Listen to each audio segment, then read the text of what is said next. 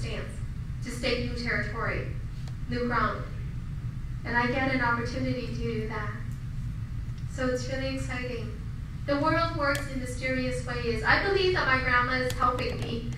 I believe that she's, of all of the houses in the United States that for Habitat and Humanity in the world that President Carter could choose, why did he choose mine? It's pretty incredible. On the day that we buried my grandma, I got accepted to Columbia University after the University of Minnesota had rejected me for being a victim of the semicolon and other grammatical clauses. You know, on the day that we buried my grandma, Columbia called me and they said, "We want you." I think my grandma is on my side. Over here, yes, sir? Just a comment. This is the second time I hear this speech. The first time was last week when you speak to the 5-year school. Oh. Yeah, and in front of 700 students or something like that. I think you are so humble because of, you know, I see a lot of students face on TV, they are moved, they are tears.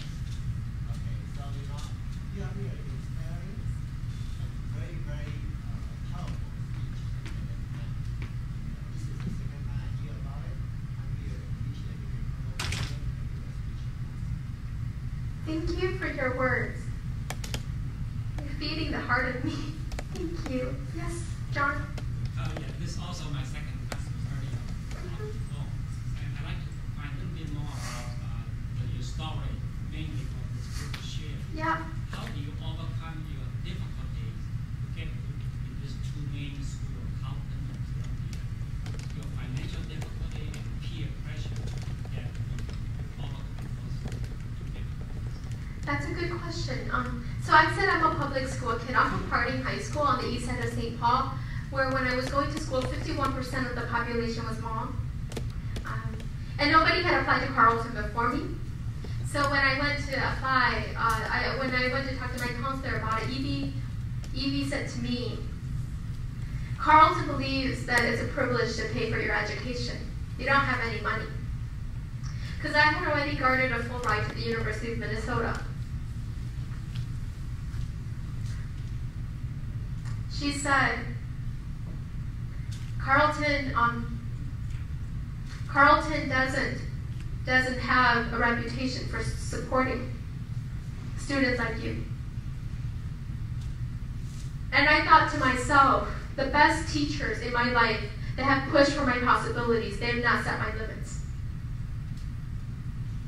We can't let this woman set my limits, even financially, even if I don't have money. I'm not afraid of taking loans. My mom and dad, growing up, their whole life was about paying debt because we came to America with one-way plane tickets from Thailand that we had to pay for. We came to America in debt. And so I went. But the challenge was I never had a computer. I never had a 3-course meal. So when we went to Carleton, my mom and dad and all the kids, because I was the first person in my family to actually go and sleep in a dorm. To go 40 minutes away was like the world. So my mom and dad dropped me off with our Honda CR-V with all the kids in the car, and they were crying because it was such a big deal because I was leaving. They thought because I'd grown up taking care of them. My little brother gave me this letter, and it said, "Can I still be your Power Ranger when you come back?" And my hands were shaking. My mom and dad gave me a cardboard box, and I watched them drive away. And when I opened that cardboard box, I knew that in my mom's savings and checkings account together, there was $2,300. I opened that cardboard box to find a Toshiba laptop price at $2,100. They had cleared out their account for me to be there. In the Carleton classrooms, we would talk about the Eiffel Tower, and there were kids who had been. And walking back to my dorm, I would put my hand on metal and tell myself that steel feels the same anywhere. I couldn't tell my mom and dad how hard it was sometimes to sit in a group of students and everybody says, "Let's have pizza," and everybody drops a 10, and all I have for the semester is a 10 in my pocket. It was hard. In Northfield, Minnesota, 2 men would stop in front of me in a car. Then I go because I think that they're lost. And I'm going to cross the street. the windows opened and they threw McDonald's and Burger King soda pop out on me. And they said, call me names I had never been. And they told me to go home. What is home to a kid who comes to a country at the age of 6? My daddy says we become who we are because of the hard things, not the easy things. Carleton was not an easy experience. But Carleton kept on saying that they were raising the leaders to the future. They kept on saying that after Carleton, you could go anywhere and do anything. As much as I want to believe that we influence the world around us, I know that we are influenced by it. Carleton influenced me. Although I didn't speak at Carleton, Carleton gave me a footing in the world that I did not know how to expect. The stepping from Harding to Carleton was bigger than from Carleton to Columbia. Because a lot of my peers at Carleton end up going to schools like Columbia. At Columbia, all of a sudden I was alone. All of a sudden, I'm the only Hmong voice I hear. I go on the subway and I hear 7, 8 different languages, but no Hmong. And everybody kind of just assumed that I was an international student because there was a high significant population of graduate students from other countries. So everybody just assumed. They didn't know that I was a domestic Asian from Minnesota. And that was hard on its own plane. But maybe one of the hardest things was there was a doctor called Michael Schwartz working at Columbia's Health Center. One of my friends was sick, so she went to the doctor, and the doctor, she was just talking, and she said, there's a Hmong girl in my program writing this book about the Hmong. And he says, I can't believe that there's a Hmong girl at Columbia. I want to meet her. Because he had, the week, the month, the year I was born, he had visited Ban Binai refugee camp.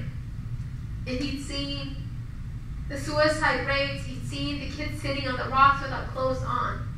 And for him, that place in New York City was too far apart, so he wanted to meet me. That was hard, reckoning with that. Because I didn't recognize any of the pictures that he was showing me, the slides from 1980. I only recognized one, and I said, that's the river of my youth. And he says, that's open sewage canal. And my world comes tumbling down once more. But Columbia gave me a kind of credibility I needed.